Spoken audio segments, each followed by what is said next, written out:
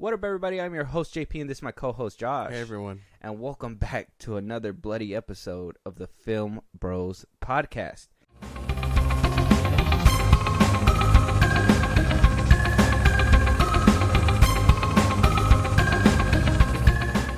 And if you guys didn't get it from the top, it is another one of our horror fest episodes, and we're here to just rip it off like a Band-Aid at this point. Josh, we've been dealing with these movies for the past couple weeks. You've been dealing with them. We talked about it a little bit in our previous episode. I feel like this is gonna be a good talk.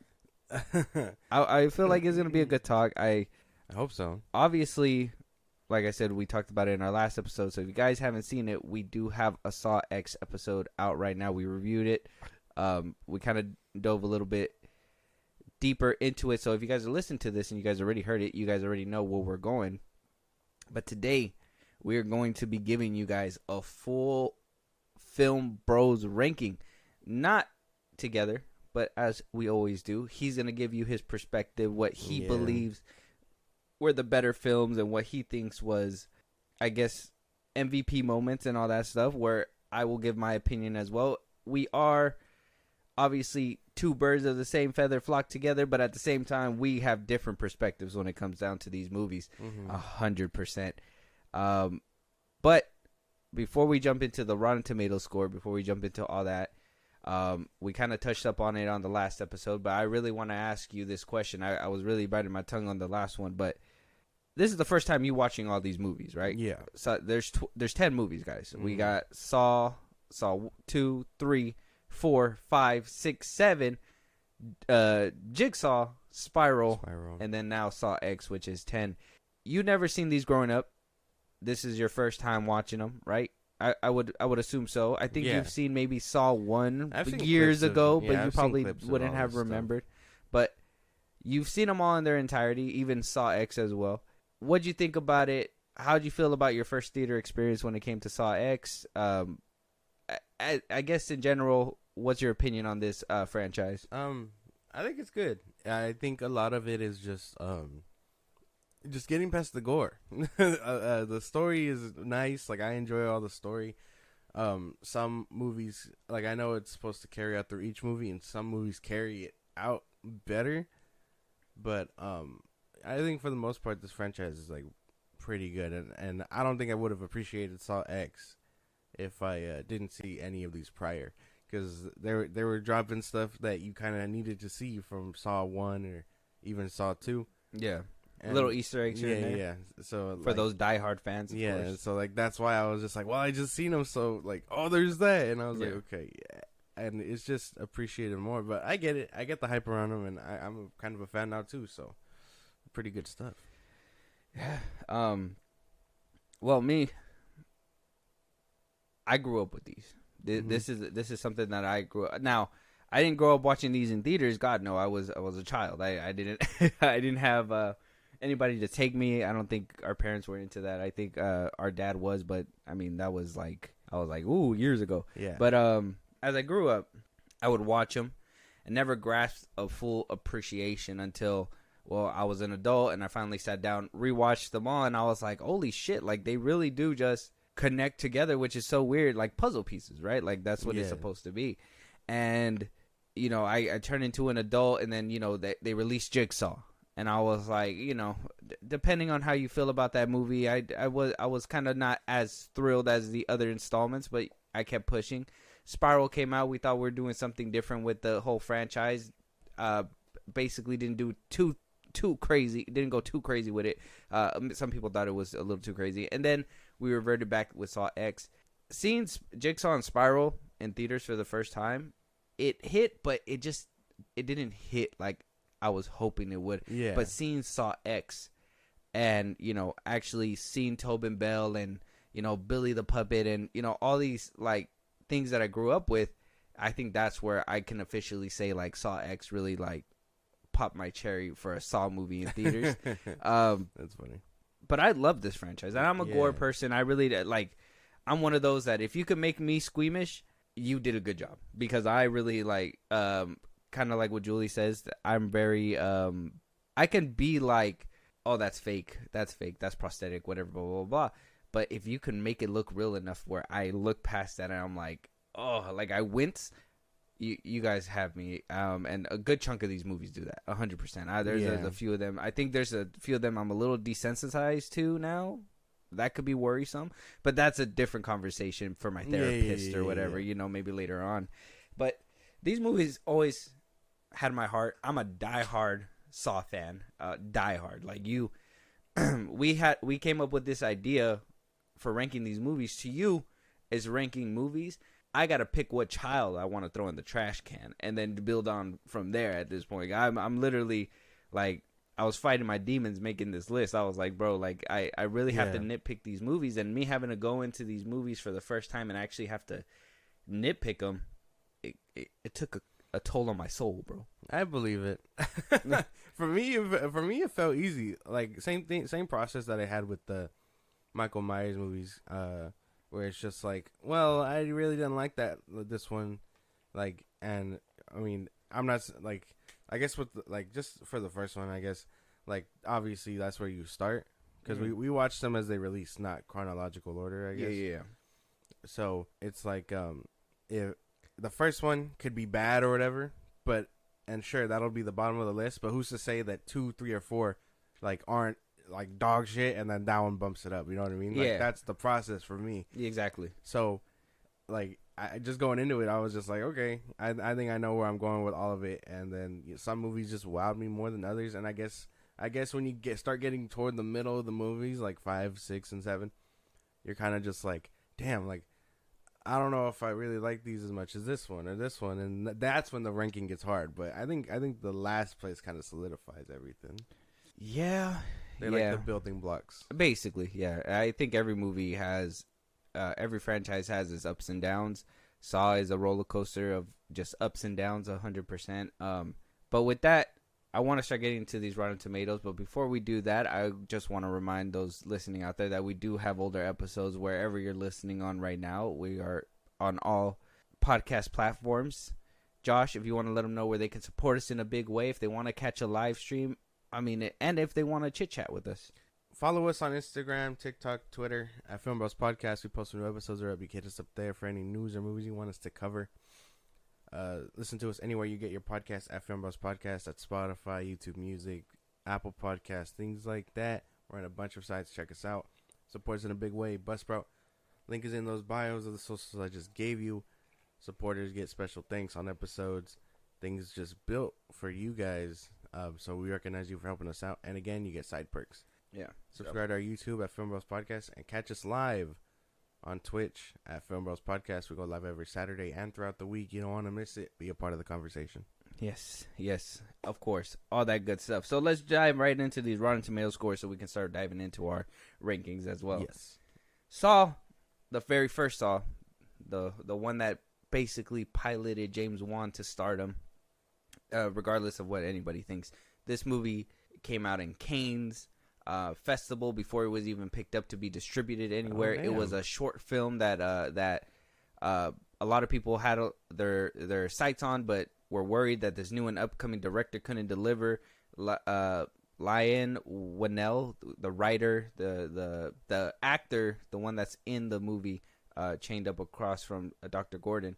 He is actually the writer, the one that made the short film. He did all that good stuff. It was a long road, and I think they only got like $700,000 to make this movie on a 14-day shoot or something like that. They only took 2 weeks to make it. This franchise had a bumpy start, but then it got greenlighted. So Saw 2004, it came out, did 50% on Rotten Tomatoes, but then 84% on audience score. So I mean, it's not too bad. Critics were split, and I'm assuming that's just gore and everything. I always think when it comes to horror movies, they always just kind of jab it a little bit more because they're like, oh, you could have put some story there, but instead you opted for killing. Like, this is a horror movie, G. Like, what do you want us to do? That's just one of the gripes that we're going to have to, like, get over with all these scary movies because a lot of it is just, like, we know how they score, and these aren't regular movies. they should totally have a different system. Yeah, that ranking it different, just like us. We're not gonna rank these movies in the same category as action movies. You know exactly. what I mean? We're not gonna go in and just be like, this movie had like zero romance, expecting romance. Like exactly. That's not the case. Mm-hmm. So then, quick thereafter, because right when this movie was, I think, debuting during Cannes Film Festival, Saw 2 was greenlit. It wasn't even out yet, but it was greenlit in an instant. So they started filming quick. So the year over, Saw 2, 2005, came in with a 37% on Rotten Tomatoes with a 59% audience score. Popcorn buckets tilted over on that one. Not very good. Saw 3 came out in 2006. Another fast track. They just wanted to pump these out with no breathing room. And honestly, these movies dominated the early 2000s. You couldn't go anywhere without talking about Saw. Seeing Jigsaw somewhere, it was a phenomenon. It was a time to live in, and I'm glad that I did. You lived in it too, but you were just the baby, unfortunately. Yeah, I know. Saw 4 came out in 2007. It had an 18% on Rotten Tomatoes, the critic score, and a 62% audience score. So people kind of enjoyed it, while the critics slam dunked it over and over and over again. Saw 5, 13% critic score. This one came out in 2008, and a 52% audience score. I mean, are you agreeing with any of these so far? Well, no, only because I know they're being harsh because of their horror movies, and that's to be expected. But like, damn, like there has to be something winnable, and I guess that's what bumped it up so high. But goddamn, yeah.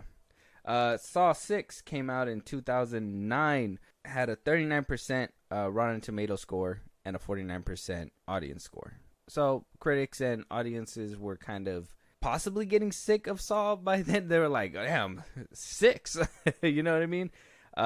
Then we get to Saw the Final Chapter in 2010, and that had a measly 9% on Rotten Tomatoes and a 41% audience score. So by the end of it, at one point it was very on top of the world, and then it just apparently just sank and sank. Took a hiatus, took a 7-year hiatus, came back swinging and missing with Jigsaw in 2017, had a 32% critic score and an 89% audience score. This one was split for sure. I know a lot of people didn't really agree with the direction that they took it in.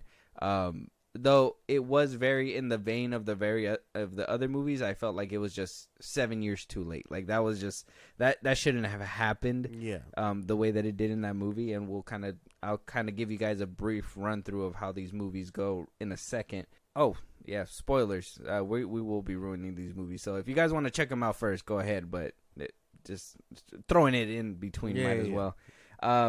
After that, a couple years later, 2021. Spiral from the book of Saw. This one's a little different. This one had Chris Rock in it, and Tobin Bell was nowhere to be seen. Darren Bousman wound up coming back to direct.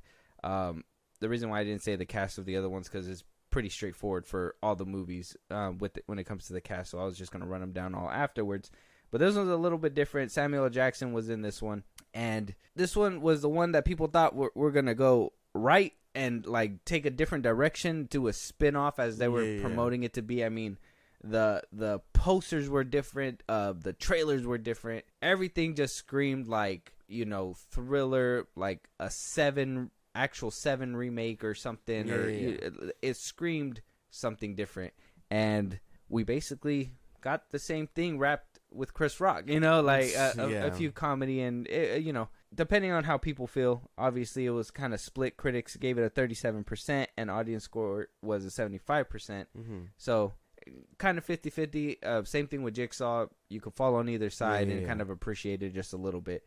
Then we move on to 2023 and we have Saw X with a 79% on Rotten Tomatoes and an 89% audience score. Now, like I said, directors from 1 obviously was James Wan, but after that 2 through 4 they gave it to Darren Bousman. Afterwards, Saw 5 was given to David Hackle as a director. Then Saw 6 and 7 were given to Kevin Greutert as a director. Jigsaw 7 had a different directors altogether. Michael Bierrig, sorry, not Spielberg. I don't want to mess it up. Then it was given back to Darren Bousman with Spiral. And then we get to Kevin Greutert again. Yeah. With Saw X. So it's basically keeping it in the family, which is not a bad deal. I think if you're going to bring people from who basically directed Saw their whole career, Yeah. you know what I mean? To bring them back and say, hey, we want you to do another Saw movie. Is that a big deal? Maybe it was a big deal for Spiral, and we'll probably talk about that a little bit more later on. But the cast of these movies are basically the same. Yeah. Obviously, we have the great Tobin Bell as Jigsaw. Shawnee Smith, Danny Glover was in the first one, and just a bunch of other well-known casts, but really not too well-known because, well, spoiler alert, consequences of being in a Saw movie, you're not going to be possibly seen through the end. So that they got a lot of up-and-coming actors, a lot of actors that did some TV shows. They did a little bit of Broadway. They did a little bit of this, a little bit of that. They just they're just actors that were lined up to get slaughtered in a movie. Yeah. And it's fine. Because honestly, I feel with these movies being kind of low budget and I guess in that horror genre, because, you're not expecting fucking Oscar acting out of these movies, right? But I feel the emotion they bring to the table with these movies is actually good enough. Well, yeah. But maybe not award-winning acting, obviously, but good enough acting to make us believe you're actually cutting your arm off. Because, damn, you couldn't have people that couldn't sell that. Yeah. Well, I would. What if they actually are torturing them? No, but, yeah. Somebody who can convey that. People, they got really good actors for this and great prosthetics. I know that these movies really wanted to up the ante when it came to prosthetics and all that. I think one of the producers had came out at one point and was like, general audiences first dubbed it as, torture porn. It was, a gore fest. Yeah, it was just, people just wanted to see blood and blah, blah, blah, blah, like psychopaths and everything. Yeah. And I think a producer had came out and said one time, and I think it was Hoffman himself, like the person who actually backed it up. Dustin Hoffman in the movies is named after the actual producer who passed away, I think, during the filming of Saw 3 or afterwards or something. Aww. And he actually had brought it to life with Saw 1, so they kind of gave it a meaningful thing and gave it to Dustin Hoffman in the movie, which is a nice touch. But so the producer basically was saying that, yes, it's a gore fest, all that stuff, but it's mostly an art form for, like, those scenes are basically art. And then it was wrapped a movie around it. You know what I mean? They would think of the traps that they would want to use, and also like have the storyline right next to it to kind of fit the same traps. And that's why you can kind of see in some movies that they kind of have a similar theme with some traps. Is because they were really trying to like go all out, show more blood, do all this, show all this like greatness of where the where I guess the horror genre can go, I guess, with gore and blood. And obviously you've seen people pioneer that with the Evil Dead and what other like disgusting raunchy movies are there? There's like well, you see a lot of I don't know if you've seen that one zombie movie, the Scouts Honor or whatever. It's like these Boy Scouts and it's like a zombie movie as well. I've heard of it. That one gets very gory as well. Like there's a lot of gore movies nowadays, and I think Saw paved the way for that 100%. I believe it. These movies have been around. They're kind of like, they kind of feel like the MCU of horror, if I'm being for real. I know The Conjuring is doing it now, but Jigsaw kind of walks so he could run. So The Conjuring? Well, yeah, they do like gore and stuff or what? Well, no, but I mean like I guess the cinematic universe part. Oh yeah, that is true, because I would think that this was like the first, like one of the first like cinematic universes. If you think about it, yeah.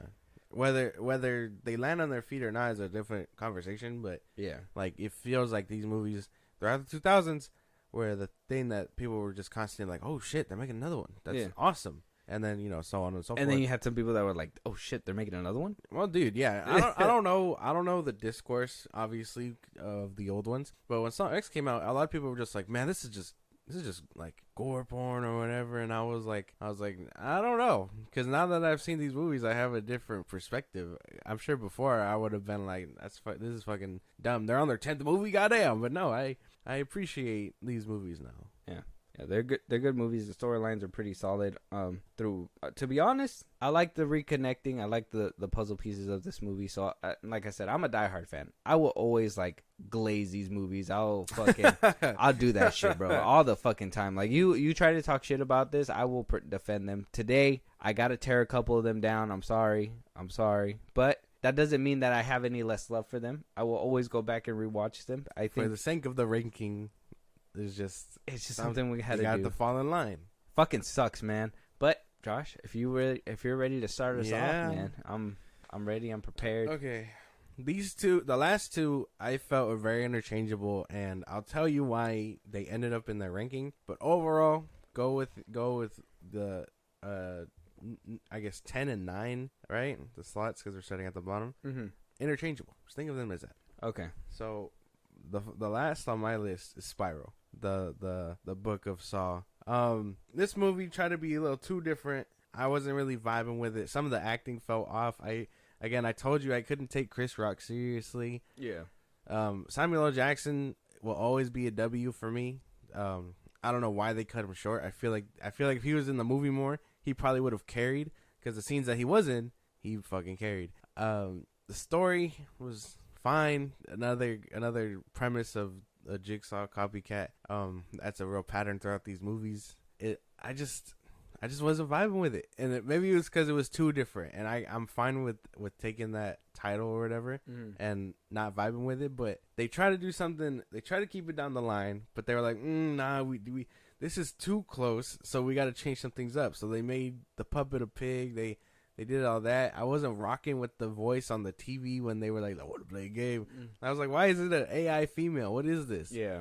Like, homie, and it was just the guy. I mean, and the big reveal was nice, I guess, but nothing. It just didn't feel anything like that. Maybe if it had a sequel and they built upon it or something, I could understand, but a lot of it was just like, ha, and then, I don't know. And then the bad guy overall, he kind of vanishes out of nowhere. You know what I mean? Like the detectives, he gets away. No, I mean him throughout the movie. He kind of just doesn't show up anymore. So now you're kind of like, okay, he's obviously the bad guy. We haven't seen him for like the rest of this movie. You know what I'm saying? Well, technically he died. Really? Well, yeah, you didn't see the scene where he got mutilated or whatever. I will say I did know that when they didn't show his body. Maybe that's why you didn't get the reference, or maybe you just weren't paying attention, and shame on you. But he did send him the arm with Charlie on there. Oh, that's right. So the audience was supposed to think he was dead. But the thing is that was the only one where they didn't show his death. And it wasn't really like a trap. It was more like he was just slaughtered. So I was like, oh yeah, no, then that couldn't have been. Clearly it's him. Yeah. Like. So that was a big. That was just my problem. Maybe like some people it actually got, but that I think that was the twist that I saw coming. But everything else about the movie was pretty much. I mean, well, I'll probably talk about it and I'll praise it for the things that you're shutting it down for. But I will say, and I can't put this on Chris Rock's performance, but that serious face that he would make, that everybody's like, oh, well, it looks like he's making Pepto-Bismol. That's because of the Botox, bro. You can't hit him for that. Like, that's real life problems. Well, I didn't know that. I didn't have a problem with his face or nothing. It's just I just couldn't take him seriously. Maybe I watched Down to Earth too many times. That was one thing too. I don't think his improvisation really helped as well, because there was I think during the making of the movie he even said that he didn't read the script. He only read like the essential things that he needed to, because he wanted to come in fresh and be able to improvise like funny scenes to lighten up the movie and stuff like that. I do know that the movie also got hit by the MPAA. They were like cracking down hard for some reason on this movie when it came to the gore and stuff like that. So I know they said that they removed, I don't know if you remember the black officer that was in there that looked corrupt. He just kind of disappeared from the movie as well. Apparently he had a whole death scene and they just cut it out because they had to cut it out to make a theatrical cut. And then the scene where they ripped his finger off, that every single finger was supposed to pop off and be shown, but they had to cut that out as well. And that the one that they luckily were able to make it in was the tongue one and him getting burst apart. But even then, they were getting like some flack on that, and they had to cut down a lot of the screams because I don't know what it was. It was just like a big deal when it came to this movie. I don't know if it's because I personally think it was because Chris Rock was assigned to it, and they were kind of like, well, he's one of those that kind of is loose-lipped and says a lot of things, and I think they really wanted to like cut off a lot of his improvisation. I believe it. I believe it. This one just didn't rub me the right way. And again, it's fine. I'm fine labeling it two different because it was for me. For after watching all of them and then coming down to Spiral, I was kind of like, this is just wrong. It felt like I was watching like a parody movie of Saw. You know what I mean? Like it didn't feel like a Saw movie. It felt like I was watching like someone copy and paste his shit. Well, that was the point, right? Well, yeah, but not well. Not well.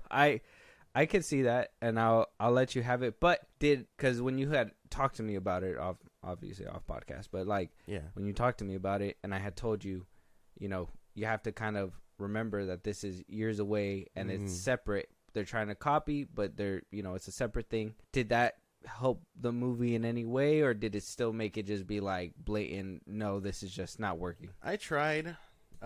Because I started it and then I was like, okay, it's late. Like I try to watch scary movies late. That's my thing. I prefer. That's why you probably missed that scene. I prefer to be immersed in it. So I think watching it at night, really kind of cements the idea.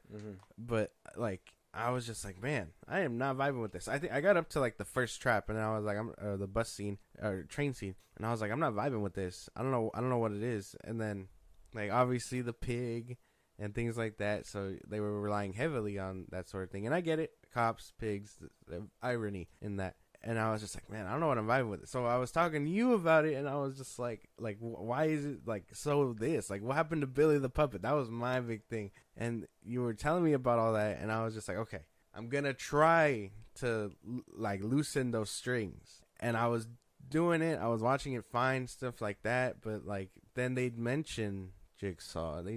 John Kramer and things like that, and I'd be like, damn, that's right, it's still supposed to be connected, and it just didn't pan out. And then by the end of it, that's when I was like, okay, I can't judge this on its own. Like again, if it was its own thing and they were like, oh yeah, no, clearly he took inspiration from so and so, and then they kept pushing forward and maybe it got a sequel, whatever, I would have understood better. But no, those strings were attached from the jump. All right, we got to move on. You're pissing me off, and I want to verbally abuse you.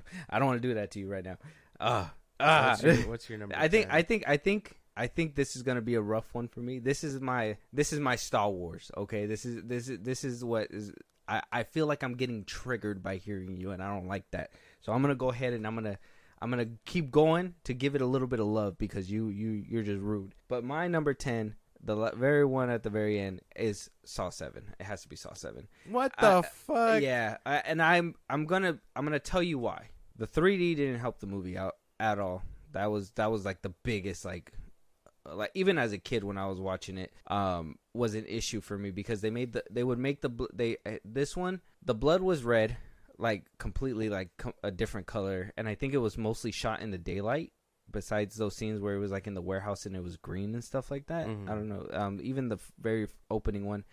I think this is the one too where it kind of obviously Kramer's philosophy is flawed as it is, but I think this is the one where it kind of just got me like, well, why are they just dealing out justice to these people? And I know it was Hoffman and they were going off the rails with it because of obviously Hoffman losing his mind, but really Hoffman is having this time to stalk these teenagers and be like, oh well, the three of you are fucking each other, so now you guys got to pick one to kill. Like you're talking about the beginning. Yeah, the beginning one. And then I do, like I said, I do like the inclusion of like the car scene where they die.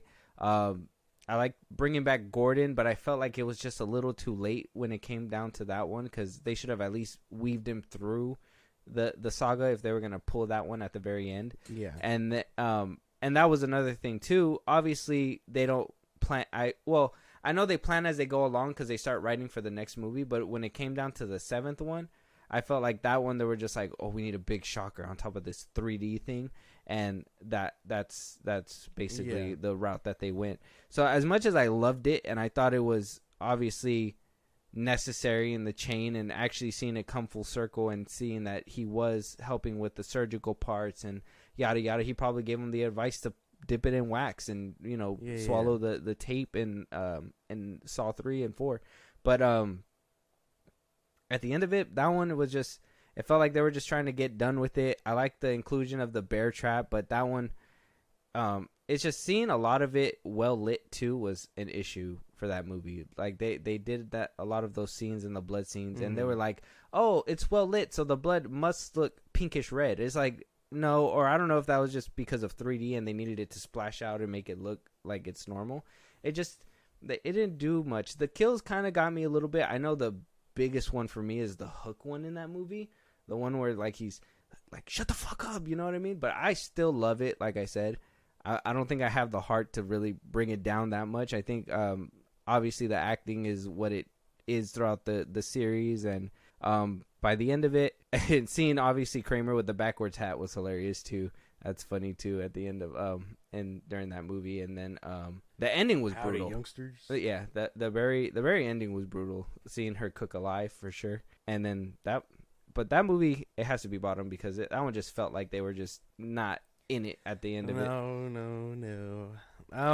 I will. The only thing I can really agree on is the 3D part, because that was throwing me off too. I was kind of like I'm not watching this with 3D goggles on, so maybe we just couldn't appreciate it at the point. Yeah. But I was like, fuck, dude, because they'd go. I mean, it was that weird era of 3D movies. Like, I can understand, and you get those movies where it's just, well, how do we make it look natural for non 3D watchers? Mm-hmm. Yeah, and then, they cut away for a scene, like the ending where he throws the saw or whatever. I know, they just extendedly long scene of things moving towards the screen. It's funny. You kind of just like the way to throw me out of it for a few seconds. You totally forget about the 3D, and then they'll do something like that, and you're like, oh, that's right, it's 3D. He just woof, woof, woof. I'm like, I like the music triumphantly playing past it, but I'm just like, still, it doesn't make it look cool. It's still weird. But that's my only gripe, and I think that shit's too low. I think that one's too low. I think Spiral's too low. No, but Spiral is right where it needs to be. Oh, you're getting mad dangerous over there. Stop. All right, move on to number 9. Number 9. Again, they're interchangeable. Jigsaw. I should slap you, man. Jigsaw. Since we're on the same page, that's my number 9 too. I would say Jigsaw. 100%. Okay. Then let's shit on it together. Yeah. Well, that one, like I said, I still love the movie because of what they tried to do. You can appreciate the premise. I don't like weird that the kills were lackluster in that one. Yeah, they were really like lame. Yeah, the only one that was kind of cool was the spinning bike one, and then the girl getting pierced with all the needles made me wince a little bit, but it wasn't really like, oh my god, dude getting his leg cut off. It was all simple stuff. The shock, I will say the reveal got me. I will say there were it actually was like, oh shit, this was old. It wasn't actually happening. I don't know if that pissed me off at the time or actually made me like more happy. The thing that I will 100% say that they pissed me off and they should have just left that shit alone was saying that he had a successor that nobody knew about. Exactly. From the very beginning. Exactly. Like that would have worked in the 2000s if you would have made that happen right after Saw 7 or whatever. Yeah. But you guys just waited 7 years to do the same thing you guys did back then, and even then made it even more convoluted. It doesn't work. Yeah, it doesn't work, because that was one of my big things. I came to you and I was like, really, they're saying before even Hoffman and the chick, that Amanda, basically, that there was someone else. Like, they could have name dropped them once in any of the movies prior, and then make him a footnote, and then be like, oh no, this is that guy that he mentioned in that one movie. Yeah. Like, sure, now you're basing it off a name, but at least we're like, okay, we know that name, and we know he's this guy. But they didn't do that, and I understand this movie's 7 years later, but it just, for me, it kind of was just falling flat. And while again, you can appreciate what they were trying to do, for me, it was just like, this is dumb. Like, I found it very dumb. The reveal being that it happened 10 years prior was a little weird too. I don't know. I think the reveal pissed me off though. I remember watching it for the first time few days ago, and I was just like, man, that's so dumb. Like, I remember being so mad. I was like, what the fuck? Like, I felt so robbed because I thought they were basically solving the point. But no, I was like, what the fuck? I will say I like the laser trap. Yeah, the laser trap was cool. That one was Turned him into like a flower. Yeah, that shit was insane. I will say too that when that movie was coming out, and you know, you guys are probably wondering why like I didn't like feel like I watched the Saw movie when that one came out, because when that one came out, I was like they were putting out trailers saying like they were gonna include Tobin Bell, and like I was in it to be like, oh, they're bringing him back, but how they're gonna do that? You know what I mean? Yeah. And they were really selling it as something else, and then they really just like baited me into the theater to be like, nope, it's the same thing. It's somebody else that has been around for all this time. And I was just like, at the end of it, I just was like, well, I guess it's not going to really make a difference. And then he winds up leaving, and we're supposed to be like, oh, you know, his adventures are going to continue on. But you're telling me that he just completely skipped out on Dustin Hoffman, and, you know, Gordon just left him alone. Kramer didn't worry about him either. Like, he was just left untested all this time. He's just freely moving about. What the fuck, bro? Yeah, just, you know, doing his thing. I like, why didn't they at least in the movie show why they didn't talk about him later on in the series or something? Like Kramer disowned him or something. But they didn't even do anything like that. They showed that they had a good relationship. When they were doing the bear trap stuff, I was assuming that Jill was going to be involved in some way too, because, you know, obviously by the end of the original saga, we see that she had a part in what Kramer was doing just a little bit. Like, she obviously didn't like it, but at the same time she knew about it. Yeah. So that's what I thought it was going to happen too. And it was just like, no, like if they had enough bond to build the first trap together, or one of the first contraptions, whatever, I would assume he would have kept tabs on him like he did to Dustin Hoffman and what's her face. Exactly. And I don't know if I believe the premise of him getting the X-rays wrong. I'm sure that's a common mistake, but damn, maybe that just was a lazy plot point for me, where he was just like, oh, he understood that I made a mistake, so he took me in or whatever, like forgiveness or whatnot, to be forgiveness and whatnot. But I was like, that's dumb. That felt very dumb to me. I was like, you should just let his ass get caught up. Like, forgiveness, my boy. There was literally, Kramer was just literally picking up people and letting, what was it? I think it was a 6 where it was between the insurance dude or the janitor who was smoking a couple packs of cigarettes a day. Yeah. Oh, he doesn't enjoy his life. Hold your breath or one of you guys die. It's like, what the fuck? I was like, nah, he would have let your ass die. If he would let the janitor die, or let some random lady that really didn't do anything wrong die just for the game, like, he would have let you die 100%. All of a sudden there was forgiveness there. Yeah. I mean, he was going to let, what's Shawnee Smith's character's name in the thing again? I forgot her name. What's her name? Who? Shawnee Smith, the girl. Amanda, there you go. What do you call it? He was going to let her die too. He let her die. So it's kind of, that one just really threw me for a loop. Yeah, no, he plans around it, and he has contingency. He's like the Batman of horror movies. It's just like it makes no sense really when you kind of just add it to the whole. Maybe he was just in hiding, waiting for, because he was like, oh, I'm gonna go team up with Hoffman. He sees Hoffman at the end of 6 with a ripped mouth open, and he's just like, oh no, I'm gonna go talk to Amanda. He sees Amanda get shot in the neck. He's just like, ah, shit. I'm just gonna hide this one. I'm gonna just do my own thing. Yeah, it looks like y'all got it under control. Exactly. And once Kramer, he was like, is it safe to come out? That's when he decided to do his thing. Yeah. So yeah, Jigsaw. The only reason why I don't put that one at the very bottom, and I don't feel like it's interchangeable like how you do, is I would say the 3D is just atrocious in Saw 7. No, man. I'd say it's not. I don't think that's enough to put it all the way down. And like, I would say Jigsaw had a lot of like realistic gore and blood moments too. That one, like, though the kills were kind of lackluster, the bleeding out the eyes and the ears and everything, that shit was actually pretty crazy. Cutting the leg off was pretty crazy. The cuts felt real. I would have loved to see one of the people get stabbed by the falling like projectiles. Yeah, like actually like and then like in the face type shit. That was another thing too. The trailers like alluded to that happening, and I was like, I should have figured that they were gonna do that because they put it in the trailer. But at the same time, I was like, I thought someone was gonna get fucking Shawshanked or something. Exactly. You know, like that would have been insane. Like a pitchfork just to the face would have been fucking insane. Yeah. But all in all, that I number guess, 9. I guess Jigsaw. that one deserves where it needs to be, right? Mm. What's your number 8 then? Number 8 is Saw 5. I wasn't vibing with this one. I felt it was kind of like mid to like boring type of stuff. Like I wasn't really vibing with it. I told you that when I finished it. Like, and I really same thing with I guess with Spiral, where I was just like, I don't know what it is. Maybe it's because they were pursuing more story here rather than kills and things like that. But like it's fine and whatever else. But I don't know. I just wasn't rocking with it. That one deserves to be higher just for the pendulum one in the beginning, bro. That shit was crazy. I see what you mean by it, but I honestly believe like that's the reason. Well, they're obviously pushing the story forward, right? Because after 3 and 4, I didn't even go through the recap thinking about that. Well, after 3 and 4, those are basically happening at the same time. So when 5 comes around, they're trying to build more story behind it.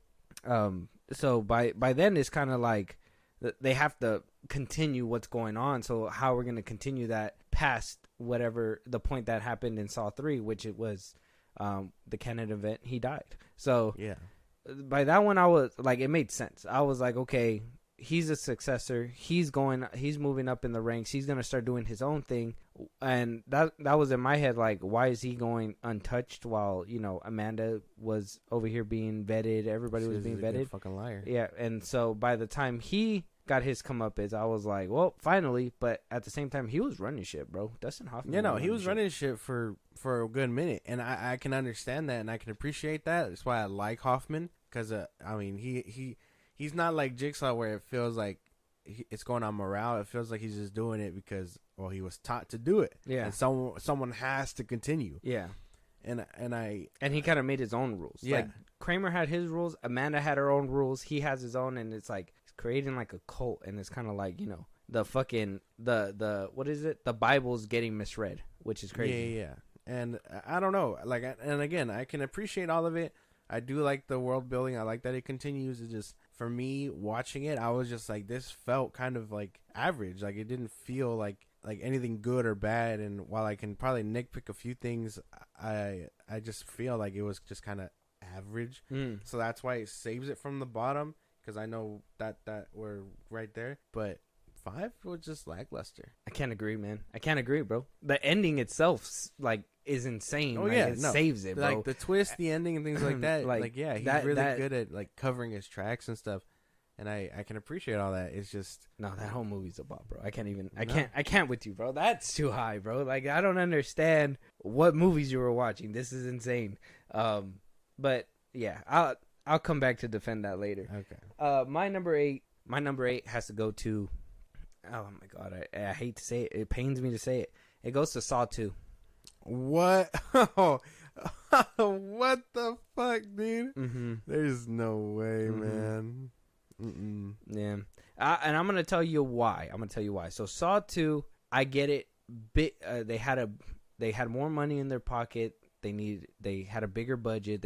They said, hey, we got to go bigger. We got to go bolder. I don't think them putting them in a house is saying go bigger, go bolder. I do like the twist at the end. I like Wahlberg's character in there, the cop Eric. I think he becomes a very essential player later on, I really hate that they sidelined him because I wish they would have seen him a little bit more throughout the series. But I like seeing him in that movie at least. Like I said, I don't hate the movie. It's just I have to put it somewhere, and this one's the one I had to put there. And the people in the house, it was kind of they were kind of whatever. I don't like the big Jamoke losing his mind and shit like that for no reason. I get survival and whatnot, but everybody was trying to survive, and he was like the dangerous one in the house. And though he was supposed to put tension, I don't feel like he brings that tension because we already have the tension, which is the gas that is killing people within the movie. Mm-hmm. Now, losing his mind a little bit and, maybe thinking a little bit irrationally would have had me, but I honestly think, and I know what you're gonna say is probably like, my thing is that he killed that black dude, right? And I was supposed to like hate him because he did that for no reason. But in my head, I was just more like that might as well happen within this movie at this point. So it was just that one. I have to put it down low. Honestly, when I watched that one, I know a lot of people like it. I only like it for Wahlberg, his interaction that he has with Tobin Bell, and then obviously the whole everything that has to do within the house. I really don't like. Everything else I like. That's insane. That's the whole movie. Like, I know. I just like even the kills were lackluster. Him getting burned in that furnace was whatever. Him popping out, that shit was tough. I thought that shit was tough. Yeah, that shit was whatever. I felt like it was like they made it look worse with Saw 7 when that girl got burned in that little bullpen than what they made him look out to be. And I was just, by the end of it, I was just like, it was whatever. Nah, man. I think you're tripping. I think that one's way too low. That's insane. And like it just does things better than the first. And I don't know. And again, that can equate to budget and things like that. But no, too low. Too low? Too low. You think so? Yes. Damn. All right. I'll hear your defense later. What's your number 7? My number 7 is Saw, the first one. The original one? Yes. Holy shit. Okay. It was good. Obviously better than the ones before, and I can acknowledge. I'm get out the way. I can acknowledge that yes, it set the pace. It did it all. But same thing happens with Halloween. The first Halloween is it's outdated.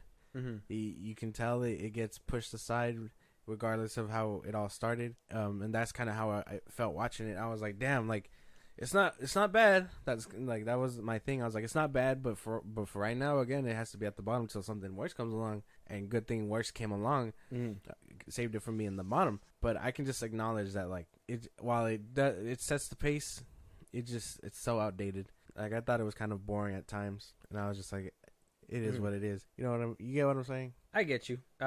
It does, because it's the original. But I still enjoy it for the twist and Danny Glover, to be honest. I really like his acting in that movie. I know he kind of comes off the range, but I assume that's what you're supposed to be when you're in that position. I really don't have an argument with that one because I feel like wherever you put Saw on anybody's list is always going to be because it's a classic and it's what started it all. But in my opinion, in all reality, it was the low budget thing that really hurts it nowadays. Yeah. So I mean, I can only agree with that part. I still think everything else is good when it comes to that movie. Yeah, it brings something good.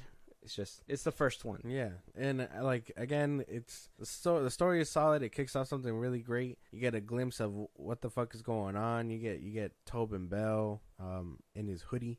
You get his warehouse. You get all that stuff. You get some decent kills. Like the shotgun one was the most memorable one, obviously. But like for me, it's dated, and I at times I felt kind of bored watching it until it picked up again, where it'd give you intense shit, and then the big reveal got me too, where I was like, okay, he was actually in the room or whatever. Like that's cool. Like he was there the whole time, and I think by the end of it, you're kind of like, okay, like you're vibing with the franchise now on the 2, and I can appreciate all that. It's just where it has to be. Yeah, this one really hyped me up, and then when 2 came out, I was kind of like, oh, okay, sequelitis, it is what it is, and then obviously I give you that. I can't really rebuttal that one. I already know the flaws that are in that movie. I feel like they're blatant. But we'll move on.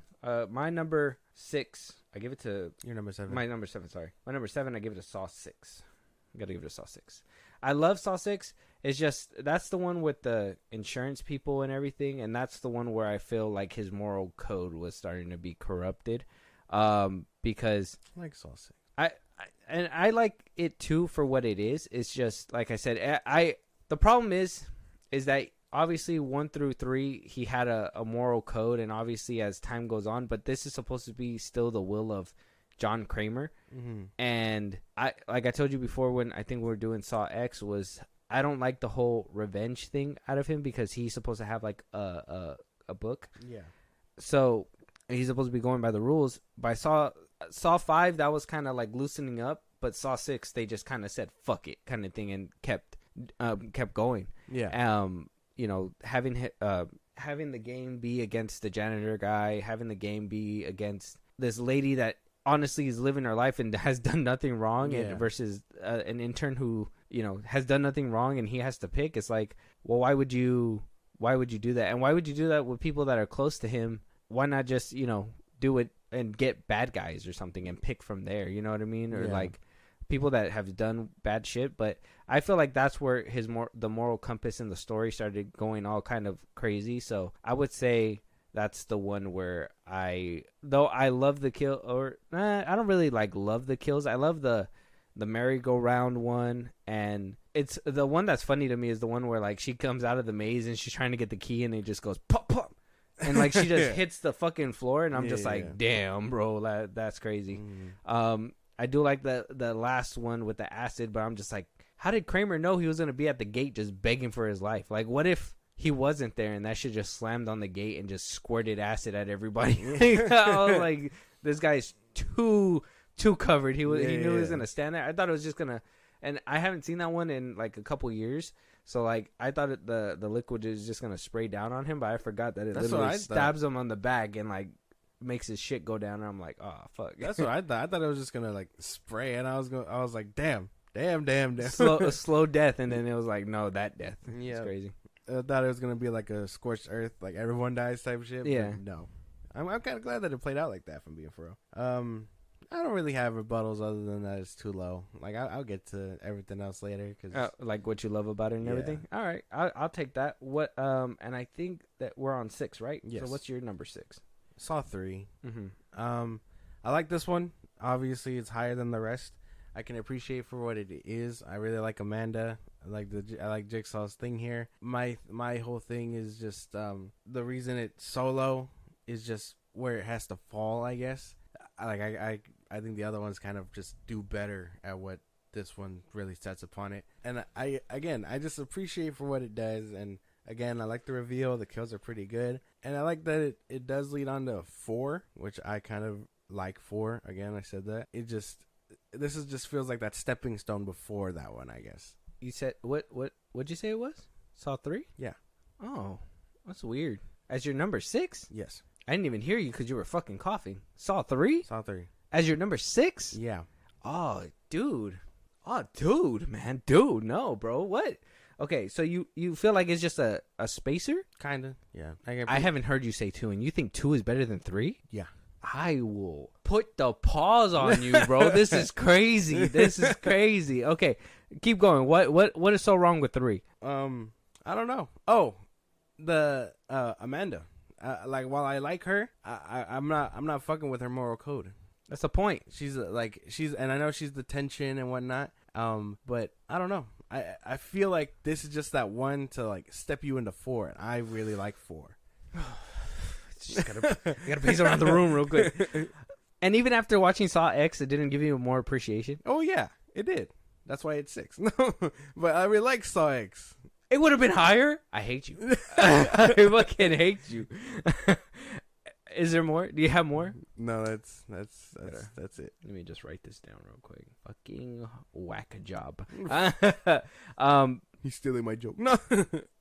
I'm not even gonna rebuttal it, man. I'm not even gonna rebuttal it, not right now, because I think you're on tons of crack right now, and I don't feel like this conversation's going anywhere. So I think, but my number 6, Mm-hmm. I will give it to Saw 5. I have to give it to Saw 5, though I know 5 and 6 kind of connect with each other. I think you're right when it comes down to the exposition and building. I know that they had a lot of ground to make up for, especially after 4 not really showing. Like I said, 3 and 4 are more like side to side, so they kind of like ended up at the same point. Like, this is where we're done at. So 5 had a lot of like, okay, well, who we're gonna make next, how we're gonna do this, and it was a lot of talking. The kills were pretty solid. I do like the whole thing with Hoffman, getting revenge and taking it into his own hands, and getting his making it unbeatable is kind of makes you hate Hoffman, because you're just like, well, he's dealing justice, kind of like Amanda felt, where she felt that if they're really bad, you give them mercy and you take away their life. But if she feels like they're good and they don't deserve it and they have a chance of redemption, where she would just do that.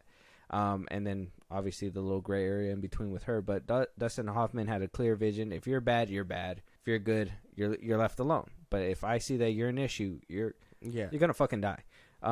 So Saw 5 and Saw 6, that's why I put them back to back, because I feel like they build up on each other really well, kind of like what 3 does with 4 and whatnot, etc. Yeah. But yeah, five goes there. I think it deserves there. I don't know. I still have my gripes with 5. There's no way. I can understand why you put it there, because again, I see the appeal. It's just an average movie to me, and it's not my cup of tea. Are you telling me that you did not wince during the crushing at the end? I did, but one scene does not make a movie. What are you talking about? What a movie! What? Can I get a movie with none? Bro, they gave you everything in that movie. If anything, you said that they gave you more than you asked for because you were just kind of like, okay, can we get to the killing? They gave you all that exposition. They gave you a whole lot of plot, which is fine. And a lot of, like, twists and turns, like the reveal of the agent being alive, that didn't get you? Like, oh, she didn't actually die? Don't they show that in 6? Oh, yeah, you're right. Oh, yeah. Well, you jumping the gun. No, yeah, Strom, what do you call it? Strom didn't know that one. She fakes her death, quote unquote. Oh, yeah, because they didn't know if they can trust Strom or not, which was weird. Like, that didn't, like, none of that didn't get to you? Well, yeah. Like, oh, but that's the thing I feel with these movies. Like, you get to one, and you're like, okay, this is good. It's set up something, and then I think the next one just executes that shit better. You know what I'm saying? Well, yeah, they have 5 and then 6. There's the and build then you up. have 6 and then 7. You know what I'm saying? Yeah, which is the build and up. The only thing is just they have to fall in line. I feel like, well, that's why I said I feel like I put those two together is because you have the build up and then you have the execution. I personally did not enjoy the execution of 6. I do like the overlying story with Hoffman by the end of 6. Obviously, he's caught in that new and improved bear trap, and he was able to break free and stuff. And that shit was cool. I didn't like that Jill was getting in the middle of all that. Anyways, I thought she was gonna play a minimal part, but then after being like an involvement, I was like, so I think that's why 6 got where it was too. I actually really liked that whole thing. I'll get to that later, but I understand what you mean with her, because they were making it seem like she had no idea what was going on, but really she had an idea, and then she just tried to take Hoffman away, basically. Yeah, and that leads into 7. Yeah. So obviously we're at the midway mark. Yeah. My top 10 was 7 Jigsaw. I mean, my 10 through 6 was 7 Jigsaw, 2, 6, and 5, and yours was 3, 1, 5 Jigsaw and Spiral. You see the difference in between mine and yours? I am a connoisseur, sir, and you over here. You like Jigsaw, bro. I mean, you like Spiral. Like, I don't know. I haven't heard you say that, and I was expecting that shit lower. Yeah. Keep expecting, motherfucker. Anyways, pull a little Samuel L. Jackson out of me. You're like, guess what? Spiral's number 1. Dun dun dun dun dun dun. Oh, damn, that'd be the craziest plot twist ever. Just end the episode right there. So I gotta say, Spiral's too high. Jigsaw, I can agree with you. 5 is way too high, I think, and especially as you can see how my listing kind of went. I think that they especially with like the build-up movies, they should kind of be together. So how you have 5 but not 6 anywhere near there, that's kind of like red flag to me. Saw, the first one up there, like I said, I can kind of understand that, but I was thinking it was going to be, like I said, 5, 6, and then maybe Saw or whatever. But, Do You Boo Boo was crazy. Saw 3, that's the one where I feel like I got to tell you, this is your intervention, and you got to put the pipe down. What? Number 6 is a good spot, man. Number 6 is a good spot. Remember, it could have been 10. It could have been, but then you'd look ridiculous. Why would you put it all the way up at 10? 6 is a good spot. I don't. With the 5 more remaining, 6 is definitely a good I better spot. hear a little bit more praises out of those, because even though you put these down here, you didn't give them a lot of praises. You give them a lot of shit, but I didn't really hear the niceties. It's because these ones don't have a lot of niceties. You got your people will be like, okay, top 10, so on and so forth, and then you'll be like, okay, well, how come these didn't even make top 5? And you have to tell why you don't make top 5, but they made it the top 10. You get what I'm saying? Not just that there's 10 movies, but that's what I mean. There's 10 movies and you make it top 10. I believe 7 through 10, you are basically you're there by default. You have to make it on the list because it's a top 10 list. Like Exactly. you have, but like the rest of them, you like Saw. Oh no, 7 through 10. Nope, you're good. Saw 3. I guess it's okay to be there, but at the same time, I still don't like it. And I don't agree. It was just fighting with 4, and I really like 4. So is that your number 5? Yes. I got you. All right, so number 4 is your number 5. Saw 4. Yes. Okay, Saw 4. talk to me. I just really like what this one does. I think right out the gate, with Saw 3, it picks up and it really just throws you into what's going on. Doesn't waste time. I'm telling you, right out the gate with like it threw me off so much because the beginning has them doing the autopsy, a really long scene of them just digging through guts and shit, making me feel uneasy because like they do not shy away from that body at all. Like they're like from when they cut them open to when they're pulling shit out, the camera's there. Hearing the ribs crack open. Yep, gross, unsettling even. But I was there for it. I was like, okay, I'm into it. And then it kicks everything off, and you're just like, this is fucking insane. Like he really did all this to like fake his autopsy just so the game can continue.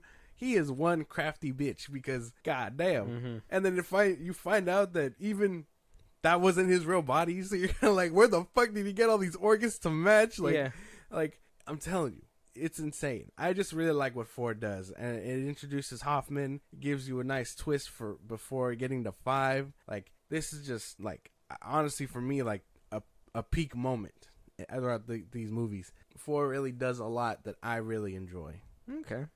And me too. I really like the whole, that one was like the first one where I felt like things were actually connecting. Yeah. Great. Because after 4, that's when 5 picks up right after 4, 6 after 5, 7 after, and it's like you can tell they had a vision. Yeah, exactly. And that's where I was like, I was all in. I was all in for that. So, 4 being at 5, though I would put it up just a tad higher. I would say it's a good spot. I think 4 really does nail the landing, and does a lot of what I think is used nowadays, but you would never hear anybody like Fahey be like, oh yeah, Saw was my inspiration to make a cinematic universe and stuff like that, which is fine.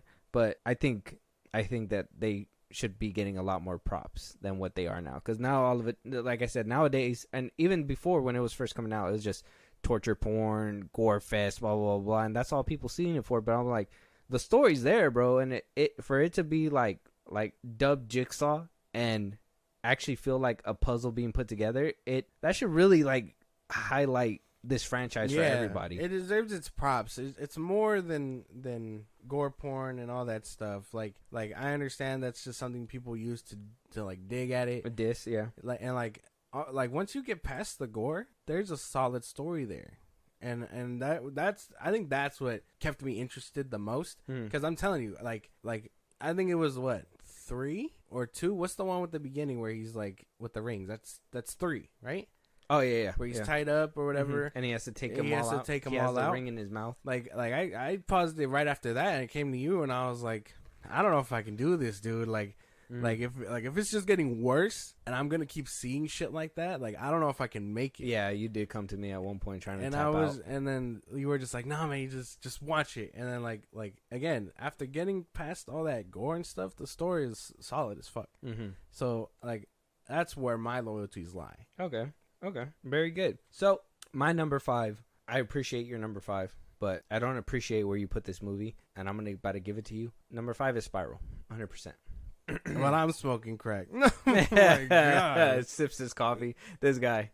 I give it a Spiral because though it did wind up turning out to be what I would call. I mean, if you want to call it a parody, we'll say it's a parody. But I guess a better way to say it is this was to me the test drive for them to be like remake. You know what I mean? Like try to get people reinvigorated, move them away from Tobin Bell and Jigsaw and stuff, and try to go a different route so they can make more movies. Because I always say the one thing that they did wrong in this franchise was kill off Jigsaw so soon. Yeah. Like, if you knew you guys were going to make all these movies, you guys should have probably kept them alive. Though, it does make a compelling movie as well, being like, how the fuck is this guy doing this from beyond the grave? Like, how are you still kicking ass and shit? Yeah. Like, that makes for a good movie, but you really shot yourself in the foot if you were going to kill your main guy so soon, especially the guy that you're trying to make a brand and keep him around for a while. That's the tough thing, though, right? Because it's not like he dies by cop or whatever. He dies because of something unnatural.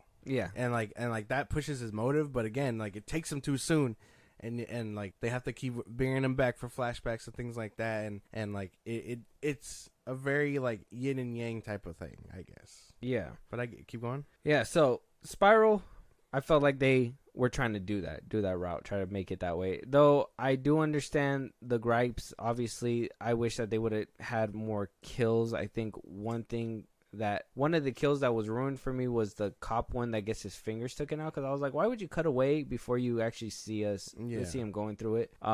Chris Rock, like I said, at first, well, I guess the best way to put it is that I love the fact that he adds the improvisation and helps with like the humor part of it.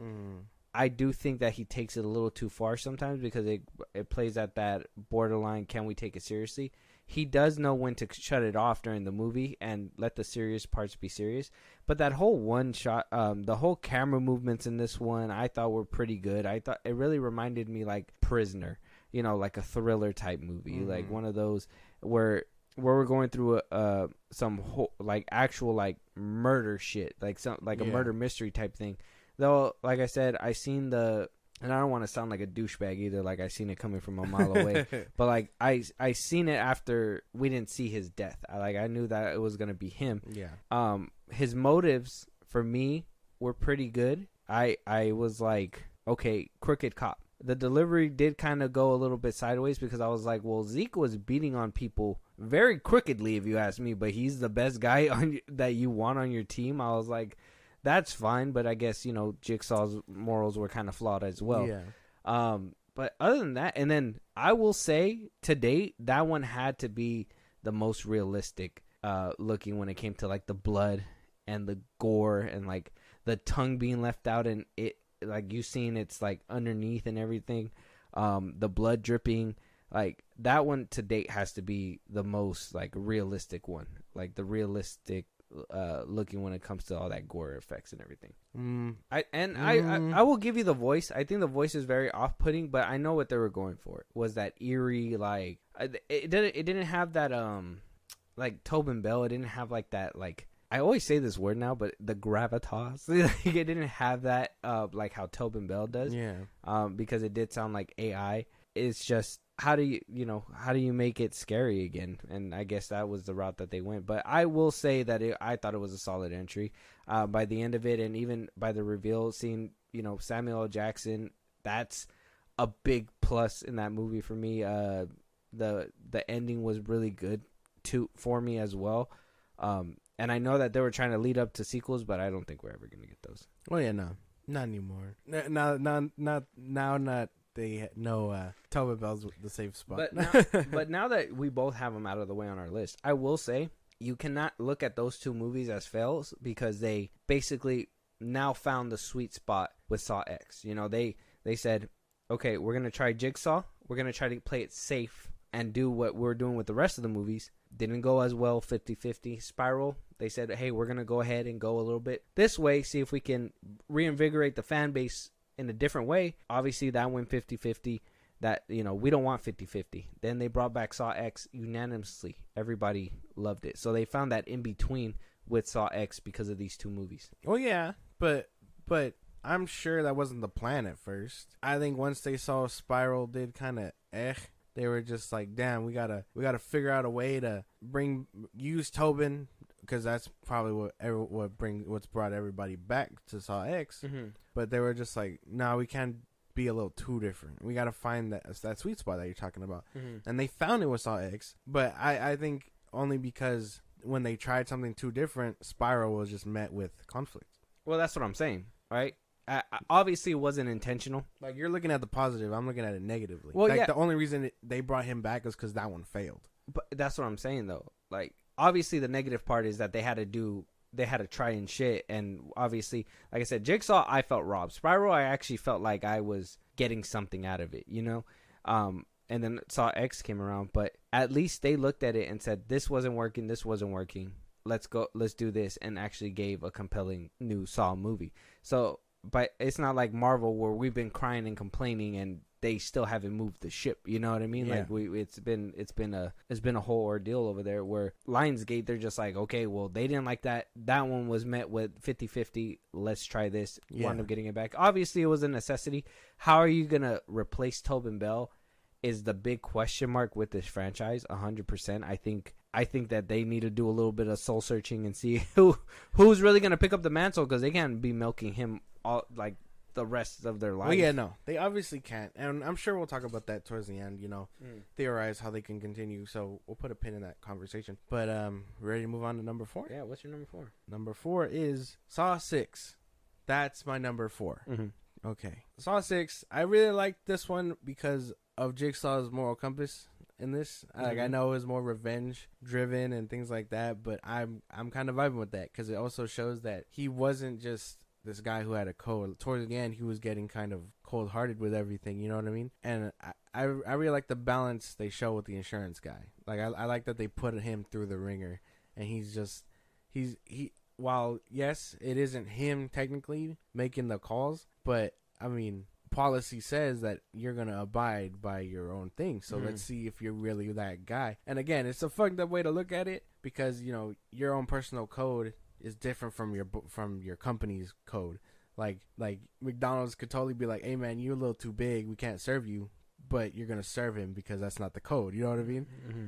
And it's just, I just really like that they play on that dynamic. Again, I like that Jigsaw is just a little bit more revenge driven here because, I mean, he was getting desperate towards the end, and then eventually he started to plan it all out. I like that. I like the teeteringness between Hoffman being figured out and things like that. Like, how are they going to play on the fact that what happened with 5 basically? And I don't know. I just prefer this one a lot more than 5. And I think 4 is a great spot because 3, 2, and 1 were kind of tough to figure out. Yeah, no, I just couldn't get behind that. I like, you're going it based off kills, which is cool. Obviously, kills is what's necessary. I think this is. I know how you rate things now. I see it. Kills were cool. The moral compass part with certain things is cool, but like the message behind it, like what is the story? The story is saying that Kramer is this guy with a rule book. He kept his rules. He would see those rules to the end. I would have understood it a little bit more with 6 if Hoffman was in the mix and making it harder, and he was the one who picked the people, and those were his picks or whatever. That would have been different, but it sounded like Jigsaw did all that. And so if he did all that and Hoffman was the only the grabber, the nabber, whatever, that's where I have my problem with the story, because at that point you're no longer building up from what you were doing for 5. You're now doing your own thing with 6. Well, because this is the one where they're basically following out his final wishes, right? Yeah, they're supposed to be. Yeah. And, you know, Jill had her part to play. Mm-hmm. Hoffman had his part to play. And then they were the ones fighting over legacy, I guess. Mm-hmm. I don't know if their plan was to ever give Jill the legacy, showing on where she ends up, obviously. Mm-hmm. But I'm sure that this was their idea and plan to, like, start figuring out if they wanted to give it to her or not before where she ends up. And I can appreciate that. Like, I kind of like seeing them go back and forth.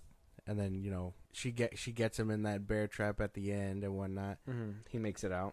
I really like the new look of the bear trap, though. I like rewatching it again. Look, yeah. I was like, I don't think I noticed that before, but rewatching it, I was like, they tweaked it hella. Cool. And then even in Jigsaw, I just like the little callbacks in these movies. Jigsaw, you can tell it's the little thinner trinket version, whatever, before the refined one. Yeah.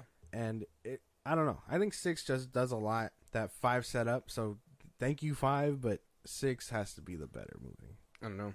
I think that's just my dilemma, is where, because it is solid. So, sometimes I'm just like, oh, they just obviously tried to kill just to try to kill, which was that whole merry-go-round thing. Yeah. Which was like, okay, there were 6 of them. They could have saved 3, but for the sake of it, they only saved 2 just to get that extra kill or whatever. I did think it was kind of emotional too. I ain't gonna lie. 6 was kind of emotional, especially that one scene where he was like, "You look at me when you kill me" or whatever. I was just like, "Damn, that'd be hard." Yeah, it's tough because I mean, like I understand the premise, and yeah, it is Jigsaw's final wishes. He's getting back at all the people who either wronged him or whatever towards the end of his life, basically. Mm-hmm. And I mean, with him, he could have been saved. You know what I mean? But because of policy or whatever, they denied him. Yeah, An experimental thing, which was the experimental treatment that was in Saw X. Yep, That's exactly what they denied him for, Yeah. which is crazy. But yeah, keep going. yeah, and he's still. Oh, I guess we'll talk about that when we get there. But I just really like that this one set things up in a nice way for 7 because I really like 7 too, and it's like everything here kind of just lines up perfectly for me. Very good. Like it gives you plot, it gives you kills. Like this is like almost the pinnacle of Saw. There you go. I like I said, I love all these movies. I mean, they could all be interchangeable. By next year, I could probably rewatch them and be like, "Oh, this is how I changed my list." But breaking it down and everything, I just feel like the wobbliness of the story started showing when 6 hit, and then it carried on to 7, and they tried to save face, and it just didn't work out. But I will say some of those kills were pretty solid. Like the girl that flopped to the floor, that shit was insane. The merry-go-round was insane. What's the opening kill in that one? Saw 6. The opening kill wasn't the guillotine. Saw The pendulum. Sorry, it was. Doesn't Saw 6 pick up with him patching his face? Hoffman, right? Yeah. It picks up right where 7 dropped off, and it's him basically like with the trap and then fixing his face, chasing what's her name, Jill. No, that's 7. Is it? That's 7. 6 is when obviously he kills Hoffman at the end of 5. I don't remember. He kills the FBI dude at the end of 5. And then 6 rolls around. 6 rolls around. Damn, what was 6? I'm trying to remember. Wasn't it the one with the arm chopping? Arm chopping? Like whoever could put in more mass or whatever, the other one dies basically. Oh yeah. She chops her arm off in the Yeah, beginning yeah. of 6. Yeah. Because they have the little helmet thing where it goes. Zzz. Yeah. I remember. Yeah, because she shows up in 7. Very good. So my number 4, I give it to Saw, the original. I gotta give it to Saw. Like I said, that one is interchangeable. The only reason why I put it up so high is because I have mad respect for that film. When I was going through my Saw phase, which was, I want to say, when Saw 7 came out, that's when I like literally binge watched all of them. Yeah. I did a lot of research into what made these movies, how it started. I have a lot of respect of the fact that they literally built out the set by hand, and that's like, I think they had the bathroom set that they had built by hand when they made their little short film that they used. They just kind of added a little bit more, and the rest of it was all like hallways and stuff like that they just happened to find. That's why it's like super low budget.